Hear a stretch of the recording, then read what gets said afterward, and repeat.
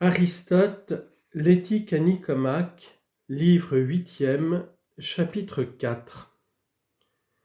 L'amitié qui se forme par le plaisir a quelque chose qui ressemble à l'amitié parfaite, car les bons se plaisent aussi les uns aux autres. On peut dire même que celle qui se forme par une vue d'intérêt et d'utilité n'est pas sans rapport avec l'amitié par vertu, puisque les bons se sont mutuellement utiles. Ce qui peut surtout faire durer les amitiés fondées sur le plaisir et l'intérêt, c'est quand une égalité complète s'établit de l'un à l'autre des amis, par exemple pour le plaisir. Mais la liaison ne s'affermit pas seulement par ce motif. Elle peut s'affermir encore parce que les deux personnes puisent cette égalité qui les rapproche à la même source, comme cela se passe entre gens qui sont tous deux de bonne société, et non comme entre l'amant et celui qui l'aime. Car ceux qui s'aiment à ce dernier titre n'ont pas tous les deux les mêmes plaisirs. L'un se plaisant à aimer, l'autre à recevoir les soins de son amant. Quand l'âge de la beauté vient à passer, parfois l'amitié passe.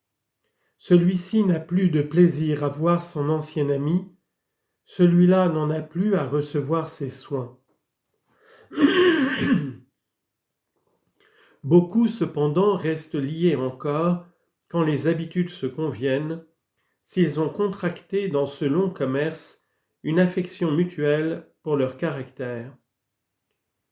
Quant à ceux qui ne cherchent pas un échange de plaisir dans leur liaison amoureuse, mais qui n'y voient que l'intérêt, ils sont à la fois moins amis et le reste moins longtemps.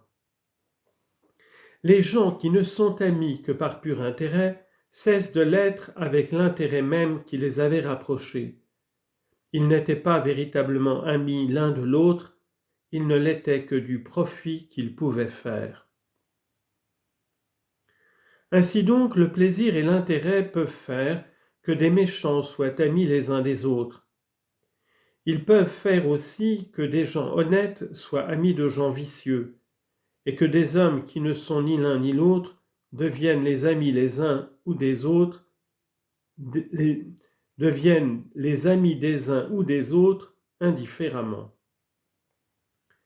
Ce qui n'est pas moins évident, c'est que les bons sont les seuls qui deviennent amis pour leurs amis eux-mêmes, car les méchants ne s'aiment pas entre eux, à moins qu'ils n'y trouvent quelque profit. Il y a plus. L'amitié seule des bons est inaccessible à la calomnie, parce qu'on ne peut aisément croire les assertions de personnes contre un homme qu'on a pendant longtemps éprouvé. Ces cœurs-là se fient pleinement l'un à l'autre.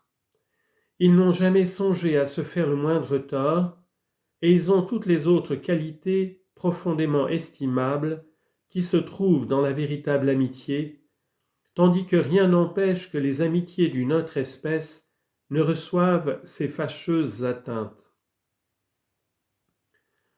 Puisque dans le langage ordinaire on appelle amis ceux mêmes qui ne le sont que par intérêt, comme les États dont les alliances militaires ne sont jamais faites qu'en vue de l'utilité des contractants, puisqu'on appelle encore amis ceux qui ne s'aiment que pour le plaisir, comme s'aiment les enfants, peut-être faut-il que nous aussi nous appelions du nom d'amis ceux qui ne s'aiment que par ces motifs. Mais alors nous aurons le soin de distinguer plusieurs espèces d'amitié. La première et la véritable amitié sera pour nous celle des gens vertueux et bons qui s'aiment en tant qu'ils sont bons et vertueux. Les autres amitiés ne sont des amitiés que par leur ressemblance avec celle-là. Les gens qui sont amis par ces motifs inférieurs le deviennent toujours sous l'influence de quelque chose de bon aussi et de quelque chose de semblable entre eux qui les rapproche. Car le plaisir est un bien aux yeux de ceux qui aiment à le rechercher. Mais si ces amitiés par intérêt et par plaisir ne lient pas très étroitement les cœurs, Il est rare également qu'elles se rencontrent ensemble dans les mêmes individus, parce qu'en effet, les choses de hasard et d'accident ne se réunissent jamais entre elles que très imparfaitement. L'amitié étant donc divisée dans les espèces que nous avons indiquées, il reste que les méchants deviennent amis par intérêt ou par plaisir, parce qu'ils n'ont entre eux que ces points de ressemblance. Les bons, au contraire, deviennent amis pour eux-mêmes, c'est-à-dire en tant qu'ils sont bons. Ceux-là seuls sont donc amis absolument parlant.